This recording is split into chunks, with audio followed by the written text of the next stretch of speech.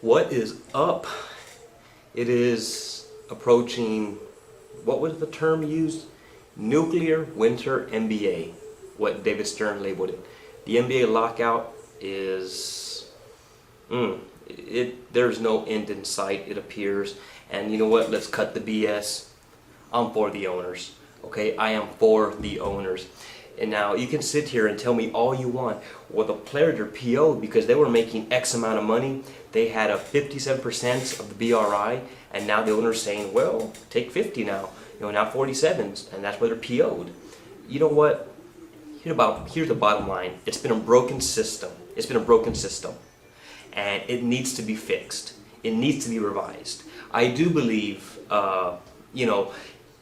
owners are losing money, and like I said, depending which side you're on, which the masses are on the owner's side, that's just a fact. Depending whose side you're on, player side says, oh, the owners are liars, they're liars, they're liars. Folks, remember one thing: players are detrimental to what the league does. That's without question. The players, obviously are the NBA, but let's be realistic about this. They generate revenue, yes they do, but guess what? Who pays all the workers? Who is the one that pays the players' salaries? Upgrades on a stadium, things like that. Benefits, the PR person, the market, what you name it, down from the concession to the usher. You name it. Who do you think's paying all that? The owners have much more financial responsibility than the players do. And that's why I'm not going to sit here and say, well, the owners, they want 50, but the players have budged down to 50. No, I don't buy that, because it's a broken system. And yes, you can say, well, the owners put themselves in this position. Yeah, that's fine and dandy, but you know what? It may suck, but the owners want to protect themselves from themselves, and even that, I don't even buy that quote 100%, because I think it's a small percentage of owners, and you know what, maybe even bigger than a small percentage, that giving out these bad contracts, i.e. the Drew Goodens, the guys like the Michael Reds, the guys like the Dallin Bears, Rashard Lewis, guys like that. I understand those are bad contracts and just a nightmare. I understand that, and the owners wrote that check. I get it, but they want to correct their mistakes, and the players in a nutshell are saying, no, you know what, we'll budge, but we don't want you to fix all your mistakes, because we like taking advantage of the system. We like working in this broken system, and it is a broken system. The owners, they actually, the recent offer, they went away from the hard cap. They kept a soft cap. Obviously, the luxury tax would increase, and it would cost more as teams started going over. But you know what? Me personally, I'm for a hard cap, because the NFL that has a hard cap, NHL hard cap. And you know what? If the NFL did not have a hard cap, Green Bay, the Panthers, these small markets, they may not be around. There's a good chance they're not around because they can't compete. The NFL, if you notice, every year there's a team out of nowhere that shows up. And that phone's ringing, I don't know why. I have a home phone that I never use. No one has the number, I don't know why it's even ringing. But anyways, so I cannot defend a soft cap opposed to a hard cap, which I think makes more sense for all markets. My Spurs, we're a small market, and we've had great management, great leadership. Unfortunately, smaller markets, even bigger markets, haven't made the best, wisest choices. And yeah, you know what? This is America. This is corporate America. This is capitalism. Okay, bottom line, if you, me, and anybody else, if our boss says, hey, you know what, you've got to take a pay cut, what are you going to do? I'm going to sue you. Good luck with that. Good luck with that. You know what, you have two options: quit, or go somewhere else that's going to pay you more money. NBA players, you know what, if you're being screwed over, if you got such a bad deal, leave. Go play in Italy. Go play in China. Go play in all these this basket league, whatever, well, where maybe you'll be treated more fairly. Oh, I forgot, you won't do that because you don't want to live over there.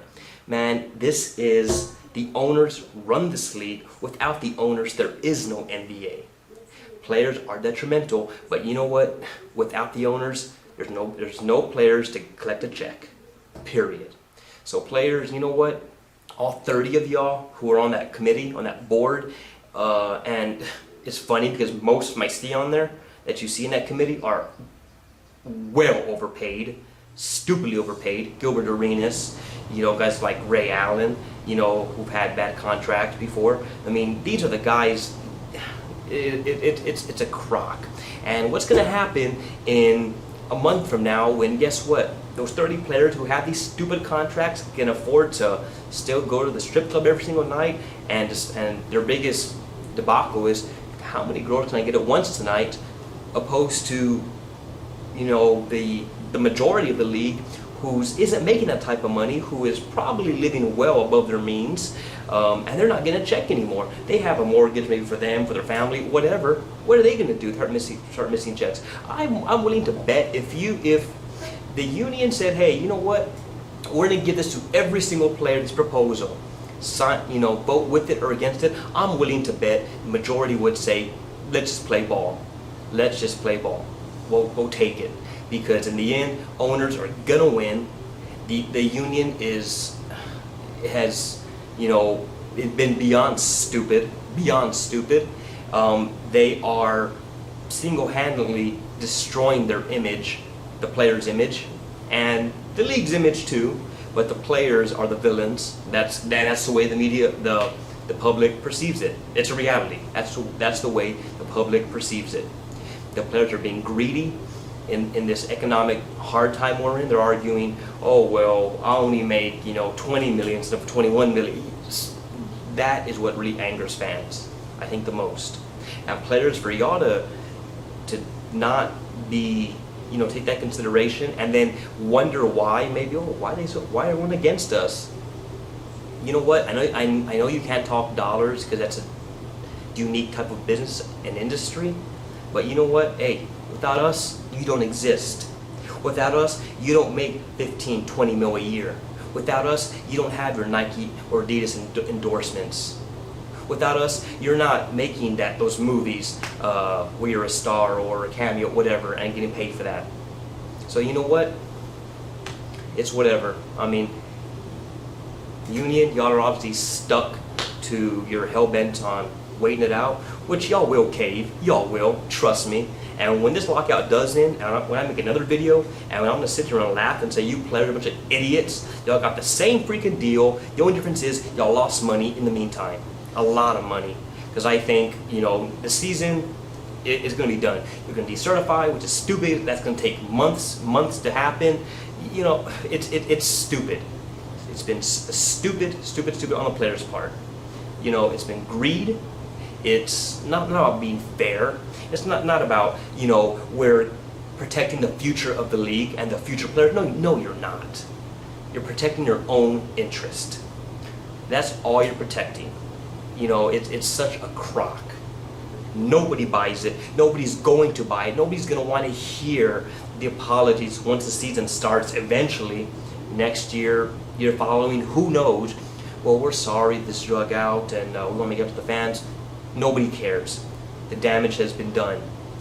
I'll be totally honest, I love basketball. I grew up on the sport, but I'd be lying if I said I'm not very PO'd. And other than that, I'll be honest with you right now, I don't miss it. I don't.